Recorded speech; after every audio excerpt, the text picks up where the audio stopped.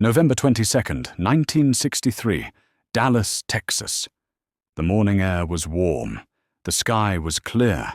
It felt like an ordinary day. But history was about to break. President John Fitzgerald Kennedy was only 46 years old, young, charismatic, full of promise. To many, he was not just a president. He was a symbol of hope. People lined the streets of Dallas, smiling, waving flags, lifting their children onto their shoulders. They wanted to see him. They wanted to feel close to the man who spoke of peace, progress, and a better tomorrow. The presidential motorcade moved slowly through the city. An open car, no roof. Just the president, his wife, Jacqueline Kennedy, the Texas governor, John Connally, and his wife. Jackie wore a bright pink suit. She smiled and waved. The crowd cheered. No one sensed danger. As the car turned onto Elm Street, it passed a tall red brick building, the Texas School Book Depository. Then, a sound, sharp, sudden. At first, people thought it was fireworks, then another, then chaos. President Kennedy slumped forward. Jackie reached for him, confused, terrified, trying to understand what was happening. The car sped away. In seconds, the world changed. The motorcade raced to Parkland Memorial Hospital. Doctors rushed him inside. They tried everything they could. But it was too late.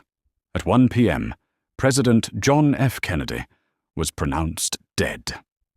America froze. News spread like fire. Television programs stopped. Radio voices trembled. Across the world, people stared at their screens in disbelief.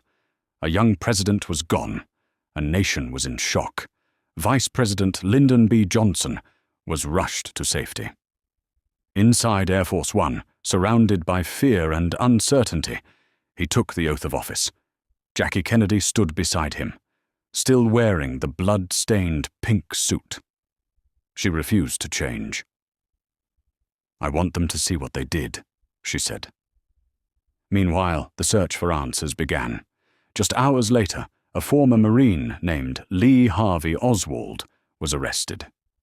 He worked in the same building the shots were believed to come from. Oswald denied everything.